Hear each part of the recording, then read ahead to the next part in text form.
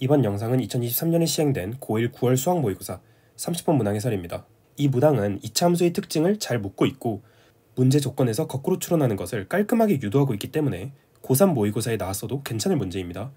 고3 분들도 이 영상 꼭 보세요. 본격적인 문제풀이에 들어가기 전에 2차 함수의 특징을 하나만 설명하고 들어갈게요. 2차 함수가 이렇게 나와 있을 때 직선이 이렇게 지나간다고 볼게요.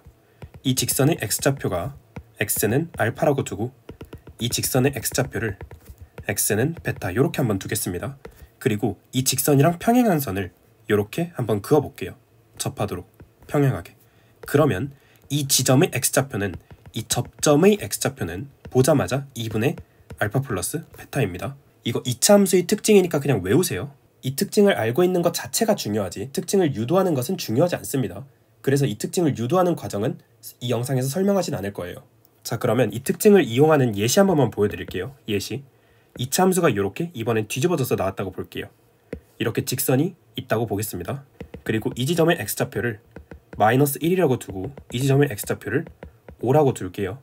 그리고 이 직선과 평행한 접선을 이렇게 한번 그어보겠습니다. 두 점을 지나는 직선과 평행한 직선이 접하고 있으니까 이 지점의 x좌표는 마이너스 1과 5의 중간이 되는 거죠. 그래서 보자마자 2라고 쓸 수 있습니다. x좌표가.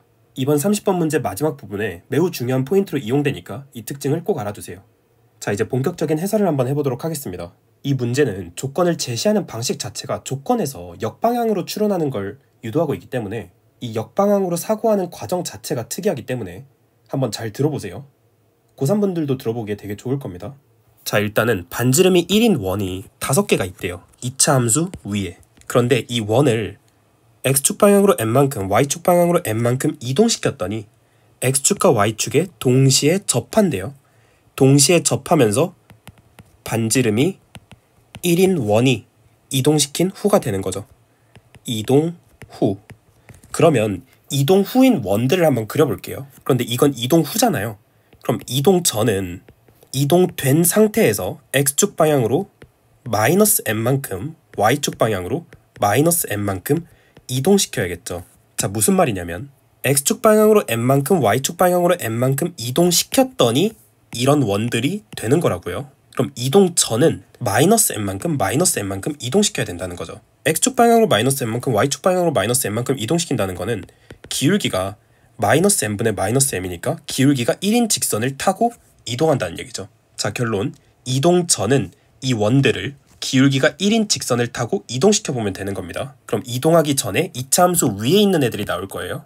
그래서 기울기가 1인 직선을 그어보면 이런 식으로 그어볼 수 있겠죠. 자, 기존의 원의 중심이 x축 방향으로 n만큼 y축 방향으로 n만큼 이동했더니 이 원의 중심 이렇게 4개가 나온 겁니다.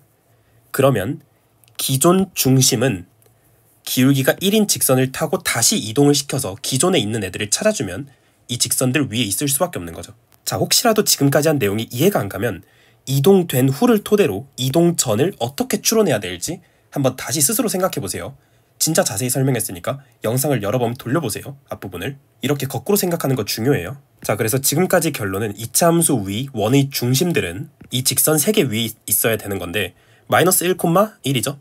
그러니까 이 직선은 기울기가 1이면서 마이너스 1,1을 지나야 되니까 y는 x 플러스 2가 될 거고 1,1 지나야 되니까 이 직선은 y는 x, 이 직선은 y는 x 빼기 2가 되겠죠. 1, 마이너스 1 지나야 되니까. 결론은 2차 함수 위 원의 중심들은 y는 x 플러스 2나 y는 x나 y는 x 마이너스 2 위에 있어야 된다는 걸 알게 된 거죠. 그게 여기까지 나온 내용이에요.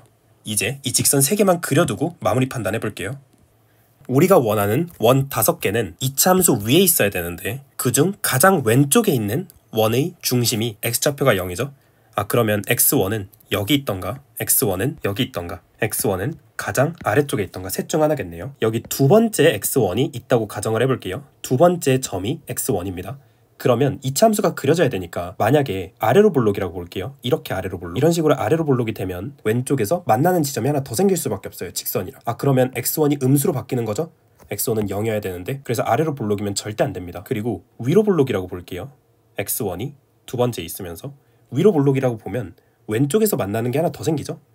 왼쪽에서 만나는 게 하나 더 생기니까 x1이 음수로 바뀌어요. 그럼 절대 안 되죠? x1은 0이어야 되니까. 크기 순으로 나열했을 때 가장 작은 게 x1이니까 x1은 0이어야 돼요. 가장 작은 게. 근데 여기선 가장 작은 게 음수잖아요. 그래서 여기 두 번째 자리에 x1이 오면 아예 안 되는 경우가 되겠네요. 그래서 두 번째 x1이 오면 안 되니까 여기 x1은 안 된다. 이렇게 주황색으로 x 한번 쳐줄게요. 만약에 우리가 원하는 x1이 가장 아래쪽에 있는 x1이라고 볼게요. 그러면 이 직선들이랑 5개에서만 만나야 되니까 무조건 이차 함수는 이렇게 그려질 수밖에 없겠죠. y는 fx가 이렇게 그려져야만 원이 5개가 나오는 거죠. 이차 함수 위에 있는 원의 중심이. 그런데 문제를 잘 보시면 x1에서 x5 사이에 fx의 최소값이 0보다 크다고 했어요. 그런데 x1하고 x2 사이 보면 이 부분 보시면 여기서 f가 음수가 나오지 않아요? 0보다 작다고? 모순이 되는 거죠. 왜냐면 x1하고 x5 사이엔 fx의 함수값이 항상 양수여야 되잖아요. 0보다 커야 되니까. 그런데 음수가 나오면 모순이죠.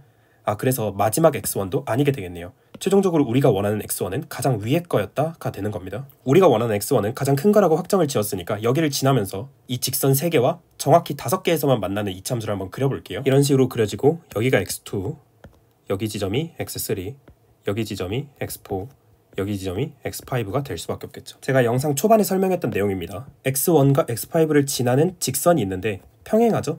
이 두 직선은 기울기 1이니까 둘 다 기울기 1이니까 그래서 x3는 무조건 x1과 x5의 중점일 수밖에 없어요. 이 두 직선을 보면서 x3는 x1과 x5의 중점이었구나. 그럼 2 곱하기 x3는 x1 더하기 x5였구나. 이렇게 쓸 수 있는 거죠. 영상 초반부에 설명했던 이차함수 특징 다시 잘 기억해보세요. 이 직선이랑 이 직선 두 개 보면 둘 다 기울기 1 평행하죠? x2와 x4를 지나는 직선이에요. x3가 여기 있죠? 그럼 x3는 정확히 x2와 x 사이 중점이었겠죠. 그래서 x3는 x2와 x4의 중점이었으니까 이 x3는 x2 더하기 x4 이렇게 쓸 수 있는 거죠. 자, 왼쪽 조건 활용해 볼게요. x1 더하기 x2 더하기 x3 더하기 x4 더하기 x5라고 쓰면 20이 되겠죠. 그런데 x1과 x5를 더하면 2x3였어요. x2와 x4를 더하면 2x3였어요. 그럼 x3가 5개 있는 거죠.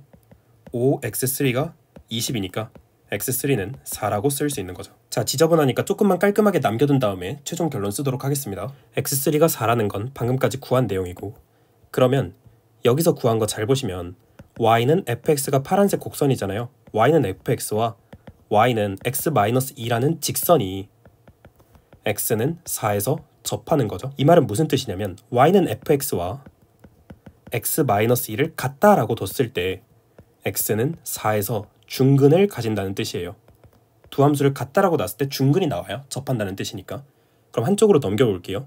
이 함수는 fx 빼기 x-2는 0이라고 쓸 수 있는데 이 함수가 x는 4에서 중근이라는 뜻은 왼쪽 함수 볼게요. fx가 2차식입니다. 그러면 fx 빼기 x-2도 2차식이죠? 이 2차식이 x는 4에서 중근을 가진다는 거예요. 그러면 이 2차식을 fx 빼기 x-2 이 2차식을 최고차 계수는 모르니까 p라고 두면 x 빼기 4의 제곱이라고 쓸 수 있는 거죠. x는 4에서 중근을 가지니까. p만 알면 되니까 이제 미지수 한 개만 더 구하면 되는 거니까 조건 한 개만 더 구하시면 됩니다. 그런데 x1은 0이었죠. 그리고 2차함수가 지나는 점이고 그럼 이 점은 0,2라고 둘 수 있겠네요. 왜냐면 y는 x 플러스 2 위의 점이니까요. 그래서 0,2라고 바로 쓸 수 있습니다. 이 점은. 그리고 이 점은 fx 위의 점이죠. f0은 2라고 쓸 수 있겠네요. f0은 2라는 거 알았으니까 양쪽에 0 대입해줄게요. x는 0 대입해주면 f0은 2니까 2 빼기 0 빼기 x에다 0 넣는 거예요. 16p 이렇게 써주면 p는 4분의 1이라고 나오겠네요. fx 깔끔하게 써줄게요. fx는 건너편 p는 4분의 1이니까 4분의 1에 x 빼기 4의 제곱에다가 더하기 x 빼기 이렇게 써주면 되겠네요. 우리가 원하는 건 f20이니까 f20 대입해줄게요.